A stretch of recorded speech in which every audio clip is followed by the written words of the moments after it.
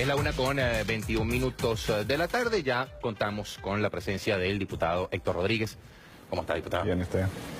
Vamos a comenzar de una vez. Me gustaría comenzar con lo que acaba de salir del Tribunal Supremo de Justicia. Antes de entrar al tema parlamentario, pronunciamiento del Tribunal Supremo de Justicia respaldando la posición del Ejecutivo Nacional y además rechazando lo que ha sido el pronunciamiento de Luis Almagro como secretario general de la OEA. Que creo que debería ser una posición unánime de todos los venezolanos, ¿no? Por encima de las diferencias políticas que son naturales en democracia, pero que siempre hay algo que te une, que es la patria, que es el sentido patrio, ¿no? Bueno, hasta el Papa lo decía, lamentablemente en América Latina hay partidos políticos, hay actores políticos cipayos, los llamaba él, apátridas, pitiyanqui, les decía Chávez. Y es así, hay gente que hace política en este país, pero que no siente el país como suyo. No se siente venezolano, no se siente patriota. Y los lleva a cometer el ilícito inconstitucional, el delito de traición a la patria, de pedir la intervención de otro país, tratando de utilizar o de enmascararse o de confundir, diciendo que llegaron incluso en la Asamblea Nacional a decir que el acuerdo de la Carta Democrática está por encima de la Constitución. Yo vi a un diputado agarrar la Constitución y ponerla sobre la Constitución. La Carta Democrática está por encima de la Constitución. Una barbaridad, una barbaridad. No hay nada por encima de la Constitución. Efectivamente, la Constitución dice que los acuerdos en derechos humanos tienen rango constitucional, pero para que exista un acuerdo de derechos humanos tiene que estar aprobado por el Congreso, la Asamblea Nacional de dicho país. El tema de la Carta Democrática jamás pasó por el Congreso Nacional, por la Asamblea Nacional. Es un acuerdo de orden político que tiene que ver cuando es interrumpido el orden constitucional, como pasó en Honduras, correcto, como pasó en Paraguay, como pasó en Brasil, donde no veo a la OEA decir absolutamente nada por la ruptura. Fue electo una mujer para gobernar con 54 millones de votos, vino un grupo y la quitó del poder y pasó por encima de la voluntad popular. En Venezuela hay un presidente, Nicolás Maduro Moros, electo para gobernar hasta el 2019. Luego, a ti te puede gustar o no gustar, eso decidirá el pueblo, pero no es el órgano legislativo o un órgano supranacional el que decide, porque si no, entonces, bueno, quitas la voluntad de la gente. Así que yo creo que esta decisión del Tribunal Supremo de Justicia creo que es la decisión de la mayoría de los venezolanos.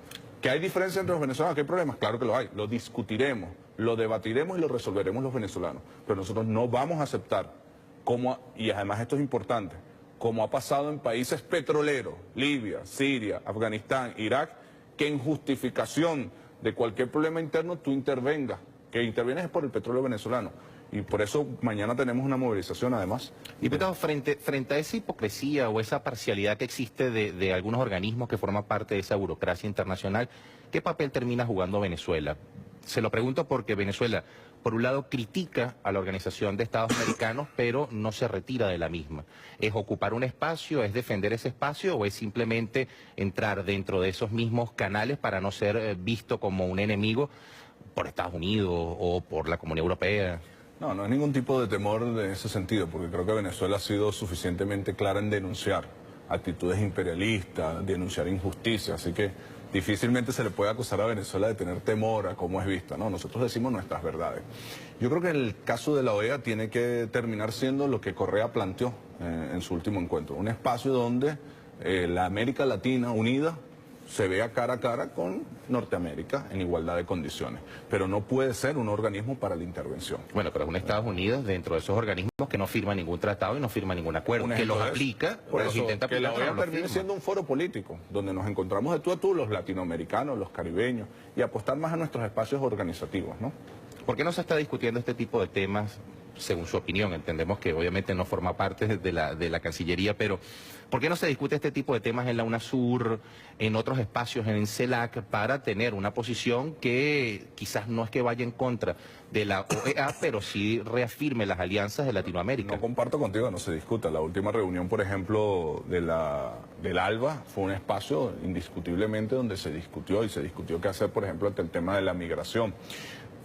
La velocidad o los acuerdos depende mucho de la correlación de fuerzas. Y bueno, si das un golpe de Estado en Paraguay, das un golpe de Estado en Brasil, generas toda una matriz comunicacional de la llamada posverdad en Argentina y haces una persecución jurídica, es innegable que las fuerzas contrarrevolucionarias temporalmente han logrado cambiar un poco la correlación de fuerzas que le resta velocidad a la necesidad de la unidad latinoamericana. Sin embargo, yo comparto con el presidente Nicolás Maduro de que eso va a ser muy temporal, que eso ha permitido ver, sobre todo en Brasil y Argentina, la mayor agresividad de la política neoliberal, porque muchos decían, no, ya lo que hemos avanzado es imposible retrocederlo. Bueno, ve lo que está pasando en Brasil, 20 años de congelamiento de la política social a nivel constitucional, o lo que está pasando en Argentina, 200.000 familias que se quedaron sin trabajo, el desmontaje de toda la política social.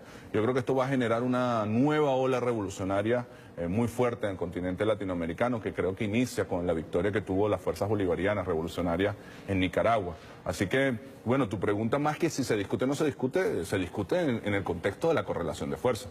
No es lo mismo discutirlo con el kirchnerismo en Argentina, con el PT en Brasil, etcétera, que discutirlo, bueno, en la correlación de fuerzas. Se discute con una correlación de fuerza distinta.